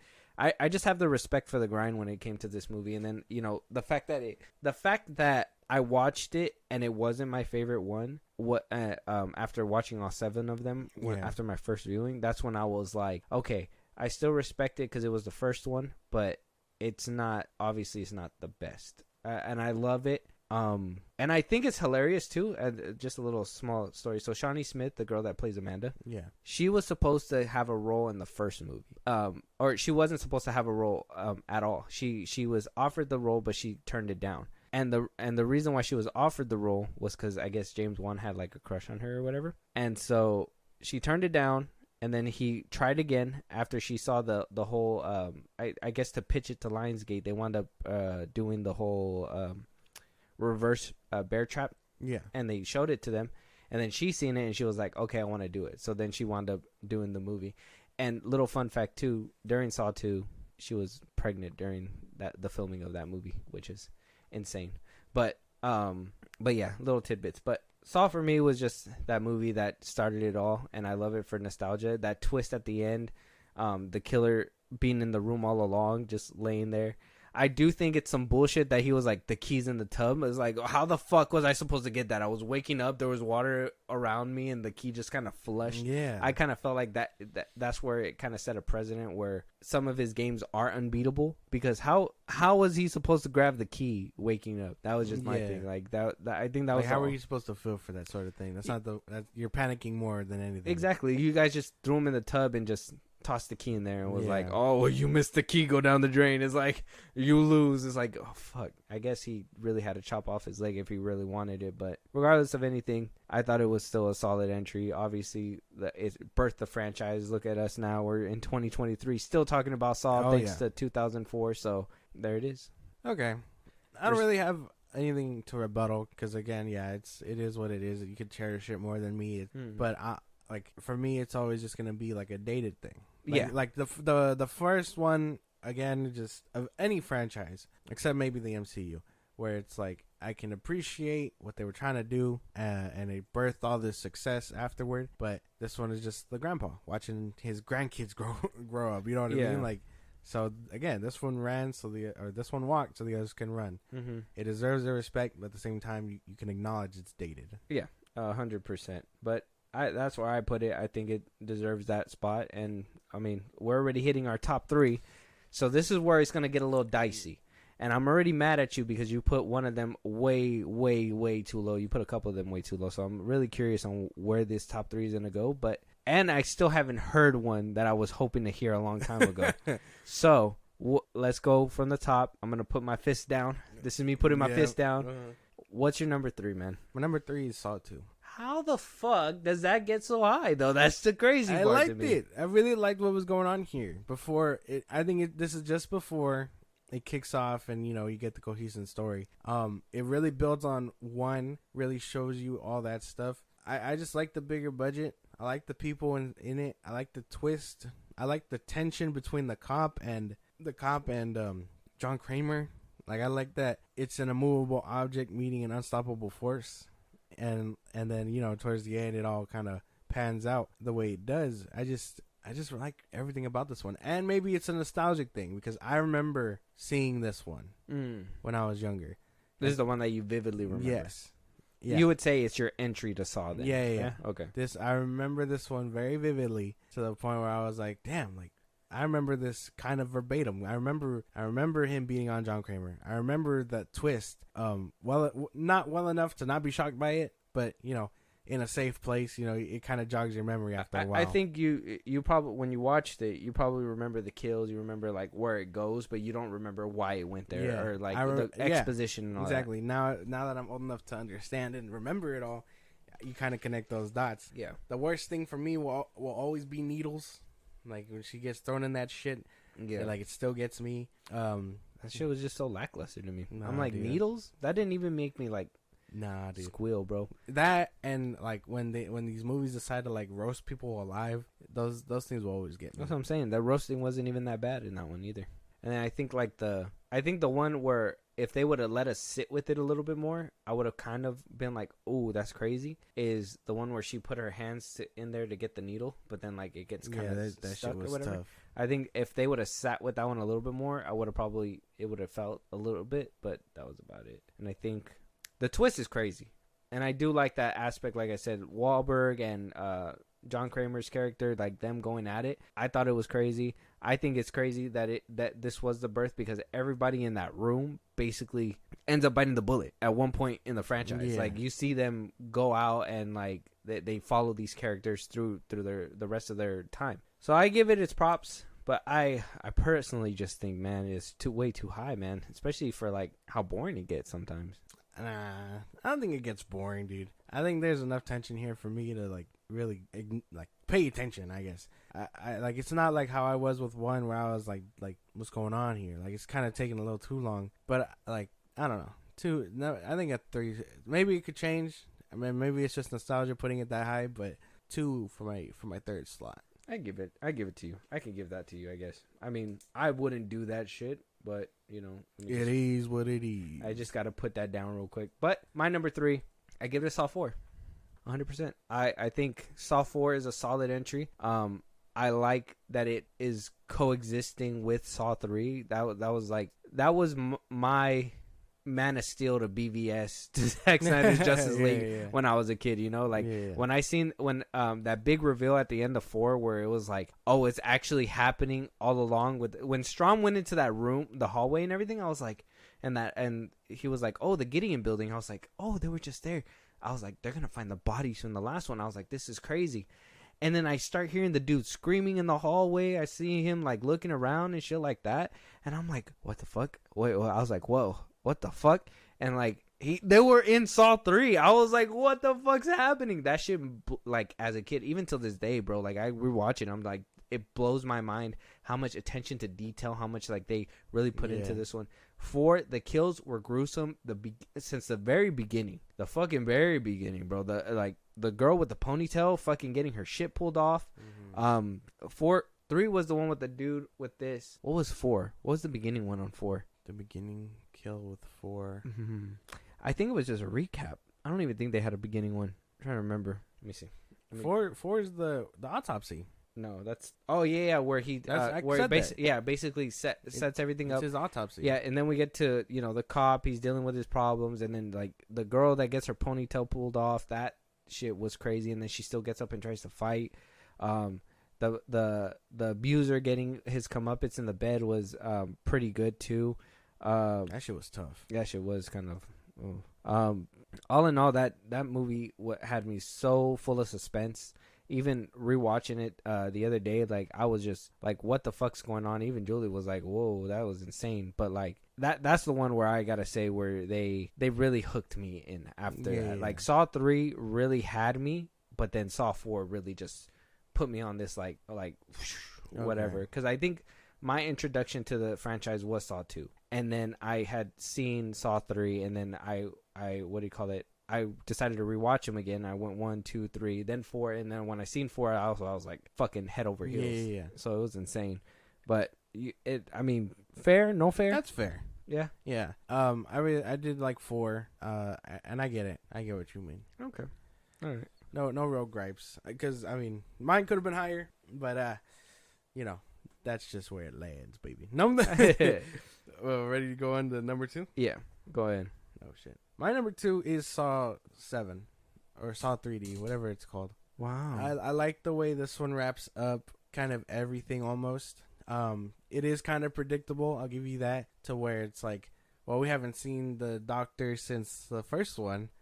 Basically, and you're just like, okay. And then what does it for me, it's not like how they try to do it with that Jigsaw, with the dude from Jigsaw. Like, they actually gave you a way for him to like make it make sense. He was the one cutting the pieces out, this and that, doing the eyelids, all like that stuff in the background. So I can appreciate that. And it's not, and this to me, it kind of felt like Jigsaw was the one that was like, or John Kramer, where he was, I don't want to keep saying Jigsaw to reference the movie, where John Kramer was just like, hey, like, you should lay low now, like, I'll ask for your help here and there, but you gotta like stay away type shit. And then, eventually it all comes back together. I like that Hoffman loses his way. He ends up, he's more obsessed with getting Jill rather than playing the games. And then he uses like, the games to distract the cops to get Jill. Yeah. And you're just like, damn, who's still playing these games then? My shit was, in that movie, this motherfucker killed all the cops with a fucking military weapon. Like, that shit just yeah. I was like, god damn, bro. Like, seeing Chester in it again, cool. Rest in peace. Like I said, Saw should really capitalize on that and just make sure that they just do that with everybody, to be honest. Yeah, may he rest in peace. If you guys can't remember, he was in Saw 7. He was the one glued to the car, so may he rest in peace. But like that whole sequence was insane. Again, I just like where this one dropped everything off. Granted, I think hopefully 11 and 12, if those are a thing, come around and they actually wrap it all up, because it basically ends with him in that door, and you're just like, okay. But I also like the fact that it took that guy, the one who was running around playing victim, and they threw him in an actual situation. I actually really like that they did that. Oh yeah, yeah. And he was basically, and he fucking failed. Yeah, he was basically using a scenario that he wasn't even a part of to capitalize on, manipulate others, his wife, just for luxury, basically. The actual victims, like the chick that cut off her arm, was just like, oh, you only got a few scars, I lost my whole fucking arm over here. And it's just like, yes, it makes him see the new light, obviously, towards the end, but he is only claiming he got away with a few hooks or a few scars, and then like, he gets his comeuppance. That's really not what happens. So yeah. And again, same thing. Seeing his wife cook will always fucking, that shit was tough. Yeah. Yeah, that shit was pretty bad. I don't know how that made it all the way up to your second slot, but that movie is not. I guess you get a piece of Jill's dead boob that it shows you. Then that's about it. But like, there's like, I remember as a kid when he ran it through, I was like, is that her boob? Oh my god! And then like rewatching it now, I'm still like, damn, like they really just let her arm and her whole titty just swing to the side, and I'm just like, damn, that's crazy. But yeah, that whole movie, like I said, and that was one thing too, was the predictability about Gordon, about that movie that really hurt it for me as well. Is that we didn't see this fool since the first one, and the very first thing you're gonna show us in the beginning of the last one is that he's in this movie. Made it out. So that's gonna tell. And then he was in the little support group. I was like, that's gonna tell me. The only thing that it really left hanging is who are the other two pigs at the end of that movie. Yeah. But other than that, I was like, it makes sense. I like how they connected everything, but it was just too on the nose, and I was able to see it like as soon as they showed him in the beginning, I was like, he's a part of it. Yeah, I get you. They made it. I understand, but I would rather that than what they try to do with Jigsaw, where it's a one and done dude, and they don't hit him up ever again. Yeah, that was yeah. I get that, and that's why Jigsaw is up there on my list. And that's why Saw is not down there on my list. That's just crazy. That shit's crazy, bro. That's crazy. You put it at second place, and at that point, that's where I know the pack comes in. But my number 2, it has to be given to Saw X. Loved the movie. Loved the new installment. It was great. The problem was about that movie was just I knew the twist that Kramer wasn't wasn't gonna get no head surgery and shit like that. I think everything else was okay. The kills were decent. I felt like they were tamed like they were in Jigsaw. I think they kind of tried to go all out with Spiral, but obviously, like I said, I think the MPAA really got in the middle of that, but they did make it look realistic. So where they kind of lost something, they made up for it. This one, they kind of made you squeal. I think the only one that made you really be like, ooh, was the eyeball one, and maybe her sawing through her leg. The whole brain thing, I was just like, we seen it before, so I was kind of like, it is what it is. He's just trying to do it on his own, pulling it out. And yeah, everything else was cool though. I liked Amanda coming back. Like I said, I just that was another thing that I said during my review, is that I didn't like that they put her in 2000s clothes, trying to be like she's still young Amanda. You know what I mean? And I do like the added tension that they put between Kramer and her, like showing that what happened in Saw 3 wasn't just a fluke. Like, no, she's been acting like this. She wants to make it her own way, even though she's still technically under his wing and whatnot. Like, she's still losing her mind, kind of. And yeah, I appreciate that. But Saw X was really solid. Is a really solid entry, a lot better than what we were getting towards the back end. But I think this really shows you, like, what are we gonna do without Tobin Bell? I can respect it's in top 3, but that's insane that it's number 2, because that's my number 1. Yeah. And if you want to praise it, shit on it, if we know it's your number 1, and then I'll get to mine. It's my number 1, Saw X. Dude, I just really like this one. I like that he dove into John Kramer. That's my big thing. Mm-hmm. Like, it's a lot of like him not just coming to terms, but the fact that it leads into more, and that he was planning for that all along. And you get small snippets like the detective, what do you call it? You get Amanda. You get all types of nice Easter eggs. For me, it was just a lot of like, okay, now we're focusing on the character element. Sure, the kills will come later, but the character element in studying John Kramer's ideology or whatever, for me, was just a big thing. I was like, okay, I understand. And the kills, I like the kills. Again, I know for you they're lackluster because you're an avid fan. But for me, as like barely getting into these movies and being like an average fan, I think the kills were pretty solid. Solid for like a theater viewing, huh? Yeah. That's what I wanted to ask you as well, and I think I forgot to ask you during the review. But like, as somebody who watched this one first time, because you didn't watch Jigsaw or Spiral in theaters, right? No. So this one, watching it for the first time in theaters, did it at least make you, like, it didn't make it super bad like how you were watching like Saw 3 here in the house and stuff? No. Because it was very digestible, and I feel like if they weren't digestible, you would have people walking out basically. Yeah, if they weren't fans of the other ones, I guess. Yeah. Like, imagine taking in an average someone, I guess, who isn't into horror movies, in there, and they'd probably be squeamish. Yeah. But like not enough to be like, all right, I'm dipping type shit.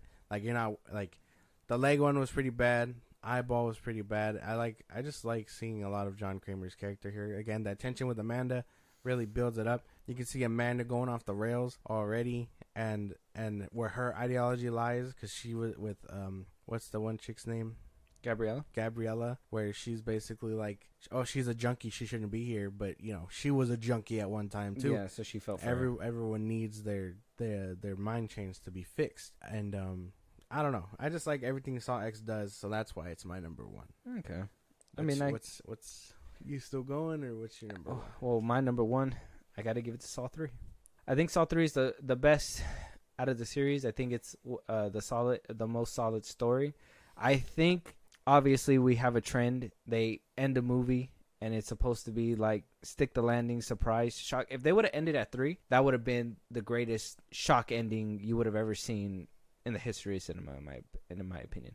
I think if they would have left it there, it would have been like, how the fuck did he go from A, B to like seeing the corruption of him trying to pass down his work, and that's why it died with him, kind of thing, Like that would have been an amazing thing, seeing how how everything played out. But then obviously they went with 4, and like I said, that would have been a decent cliffhanger ending too if they would have just left it and been like, oh well, now they're taking his teachings and gonna go out in the world and do what they will with it. That would have been a solid ending for 4 too. And then we just kept going and kept going and kept going. But I honestly think 3 would have been the true best solid ending for this franchise if they would have just done that, and it would have closed the chapter perfectly with Saw. But obviously they said nope, one every single year, and then we're at where we're at. Yeah, the kills were crazy. I think the pig one was insane. The one with all the juice is gonna drown the judge.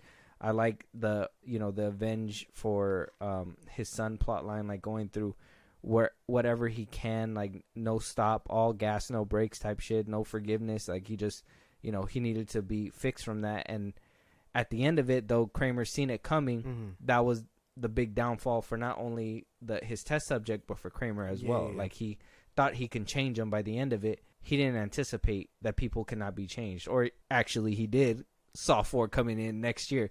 So that's basically what basically happened. That would have been a perfect ending. Yeah. Without knowing anything that happens past 3, it would have been a completely just way to go. Thank you for giving us Saw. This is a trilogy for generations. We could reboot it later, but now it's just become this icon that they cannot just leave alone anymore. They can't just stop making it. But I honestly think 3 is the true solid ending. Like I feel like that's the one where if they would have stopped there, it would have been completely fine. Everybody would have moved on, and it would have been the best of the best. Now, I understand, but I think if it would have just stopped there, we wouldn't have gotten we wouldn't have gotten more movies, obviously, with better things in hand. Yeah, but would you have? Yeah, because I will. Like I said, I do like the pendulum one. I think that's one of the highlights of the series is the pendulum trap where he has to crush his hands or whatever. I still hate that one. The merry-go-round, that one's one of the. That one's tough. That one's a cool one too. Honestly, I know that one's kind of like an easy fix if somebody were ever to get their hands on, which was crazy that Hoffman just left a pen in his pocket, but the fishbowl one where he has to do a tracheotomy and shit like that. That one would have been a tough watch. Bro, just drink the water. That's what I would have done. Drink and pee. Drink and pee. Shit. Drink and pee. You're not going to be able to chug all that down. You don't know that. It's too much water. There was 2 gallons. You can't chug down 2 gallons of water. Bro, easy dubs. It's water. Just drink.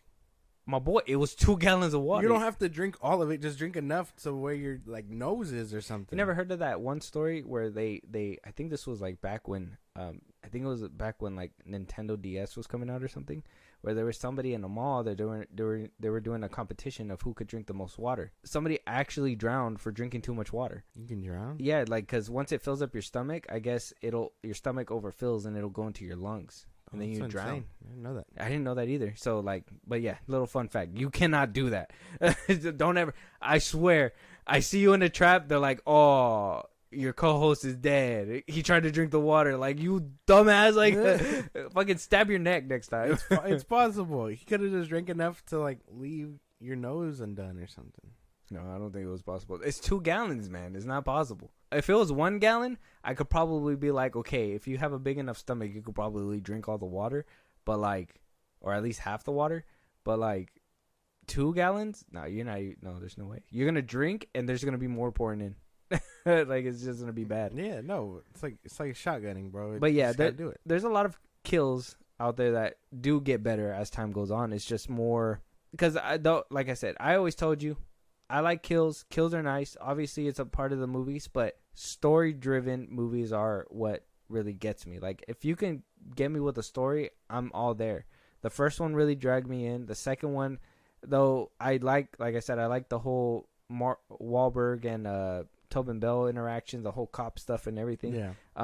I tolerate the whole house thing. That's fine. And then when we get to 3... we see the friction between Amanda and him and everything, and, you know, what his teachings basically led to, how they are not sustainable at all. Yeah. And by the end of it, it would have been fine.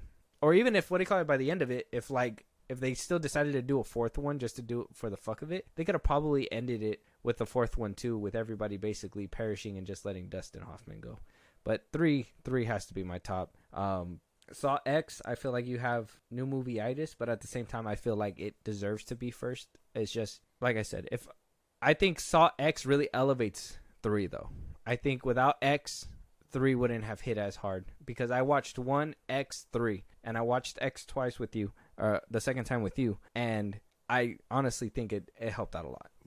Well, does Saw 3 still hit different if Saw X didn't exist? I personally think so, because there's still that friction between Amanda and him. I just think Saw X really highlighted more of that friction and showed like, oh, this isn't... Because when Saw 3 came around, when I seen it, what I took it as, she's a junkie who's struggling to come up with this new philosophy that Kramer's trying to put down her throat. She's still trying to do things her way, and she still has trouble on her own. So I just assumed that, you know, he was just kind of telling her what to do. And she was like, well, you're not going to tell me what to do anymore. That's how I kind of took 3. By the end of it, it was more like a power struggle and what she felt it should be moving forward. Yeah. When X came out, now it felt like, no, I really care for him. I have a lot of admiration for him. It's just, I think that he goes too far, but I don't, you know? And that's where, you know, that friction comes in. And I feel like it really highlights Saw 3, where, you know, it shows that, hey, she's been like this. It's not that she resents his teachings. It's just she doesn't approve 100% of everything that he does, just like he doesn't approve 100% of everything she does. Okay. So I guess that's fair. That's just the way that I seen it. I think it really does elevate it in a different level. I just think, obviously, if you're a diehard fan, like I said, you will see that twist coming a mile away, because he never had brain surgery within the original timeline. So it's kind of like, what, all of a sudden he's gonna have a scar that nobody has seen? No, there's no way they could have pulled that. Really, I don't know. That twist really got me, dude. Yeah. Especially after watching, because I think you saw 3 before you even watched that one. Right? Oh Yeah. But that's the thing. Like, I totally spaced out on that. I was like, wait, is he gonna? And then you told me, and I was like, that's right, he didn't, and I should have seen it coming, but I didn't. Yeah. And it still got me. I was like, oh, and then the whole experimental drug that the whole experimental surgery that in Saw 6 that he was going to his insurance company for to get covered. Even he said, don't tell me about money. I have money. He was still able to get the surgery done. It's not that he needed them. He just was trying to prove a point. Like, I need you now, and now that I need you, you're denying me. You know? Yeah. I've been paying all this time. Yeah, he had all that time to be like, hey, I'm healthy, but now that I need you, they're just denying him. And that's why I think Saw X deserves to, because it's basically the support beam for a couple movies. Now we know the backstory with 6. We got a little bit more backstory with Saw 3. You'll also get Easter eggs and little tidbits that if you hear and you understand, and if you're a diehard fan, you're gonna understand where you've seen these guys before. Where's this? Where's that? And it just helps support a couple more movies. And I feel like that's what they were really trying to go for in this movie, is kind of add and elevate. But like I said, eventually we're gonna have to move on from adding and just move on. And I mean, Spiral was that step, but people didn't like it, and I understand why. The pig was kind of unsettling too. It was just a little too much for me. I like the Jigsaw is more playful, and you can kind of like, have a good time. I think it was hilarious in Saw 7 when he introduces Billy the puppet via cage, and it goes through the window, and like the doll's head's all moving, but then when like it cuts back, his head's like forward, and he's just like, for years. I'm just like, oh my god, bro. But that's basically our top 10 ranking. Josh, do you have any theories on where this franchise is gonna go? Do you think we're gonna continue this John Kramer saga, or are we gonna move on from John Kramer one of these days? I think I want to be optimistic and say, yeah, we'll move on, but they just need to hit the mark first. Even after seeing all these movies, you think that there's a way possible to do that? Like, move on without John Kramer? I mean, they've kind of been doing it. It's just, like, yeah, he shows up in flashbacks and stuff, but, I mean, the person front and center is Hoffman for most of these movies. Yeah. Yeah, they're all, I think what injures them is the whole flashback and stuff and still using them, but if you know where everything goes, you know that his dying wishes were to get so-and-so back. Like, eventually it all just kind of like comes to a halt. And if Jill would have succeeded in killing Hoffman, it would have ended basically. Yeah. I think we're gonna be fine. They just need to hit that mark without him. It's just hard to do that. But the Saw movies were already trying to. They just kept putting him back in with flashbacks, backwards hat, little goatee, like you know what I mean. They're trying, but they know they kind of need him. So do you think that they should continue with this timeline, or do you think we should go a reboot route? I don't know if it's time for a reboot. I think you can go down the line of what Spiral's trying to do, just like years later type shit or whatnot. Because you can't do a prequel to everything. You can't be like, oh no, this guy inspired John Kramer. Like, no, you can't, because that'll really fuck shit up, I think. Yeah. But I think if you go the Spiral route, change it up. Don't change Billy the Puppet. I think that's one of your like canon events. You can't change that up. Like, you really need that. You really need that aspect. Have someone just come in, use his likeness or whatever to be like yeah, he's still around, whatever. Because you really need that element. Say he's mixing tapes again, whatever, so on and so forth. Like, that would be my guess for the next like movie if they decided to move on without John Kramer. Yeah, because when they try to go too different, it fails, I think. I think they either get Tobin Bell and do a complete reboot, changed all the other actors, but keep Tobin Bell the same, and restart the Saw franchise in a way where like he can continue on and keep going, and maybe not have Amanda but have a different henchman or whatever. I think if they do something like that, that'll work. Like a soft-ish reboot, like obviously change everything else around the world but keep Tobin Bell the same. Like, he could be that canon event for every universe. And I mean, if they ever want to go the multiverse route, come on, Saw, let's do it. Everybody else is doing it. Get with the times. They could possibly do something like that, or they could. I would say if they're gonna completely recast, keep the doll and just make sure that you can find somebody who can bring that same like atmosphere that Tobin Bell does. Yeah, maybe a little bit younger. Like, bring that creepiness and be able to do the voice and do the Billy the Puppet. Because why, like I said, I don't have an issue with it because it kind of felt like eerie. It felt like, and I don't know what what video I seen it, but they kind of compared Spiral to like Batman, like when it came to like the voicing and whatever, like the negotiations and hostage and stuff like that. And I was like, yeah, well, but in the Batman, the Riddler did the voice on his own, and that's the thing about this one. They didn't want to give you a clue on who it could have been, but then they were too scared to change the voice completely or keep the voice the same. That's why when Hoffman does it, they're starting to scramble it, but it's so disjointed. It's meant to sound like John Kramer. Mm-hmm. Like, do something like that. Make it interesting. The only time where where Hoffman would use his own voice in the microphones were like when it was kind of close to the end, when like the jig was up, like when he didn't have time to like mix and master anything. Yeah. Like if it was something on the fly, that's the only time you'd hear Dustin Hoffman's voice on the walkie. He has a subscription to Adobe. He has access to that shit. Something. I like those videos going around now where it's just John Kramer waiting in line at Radio Shack grabbing hella VHS tapes or whatever, or cassette tapes. Yeah, so funny. The internet is funny. But that's our top 10 ranking, or our Saw franchise ranking. We got all 10 in there. Yep. Obviously, I guess the question is will you revisit this franchise? Oh yeah. Would you watch them again? Yeah. When you get Saw X, yes.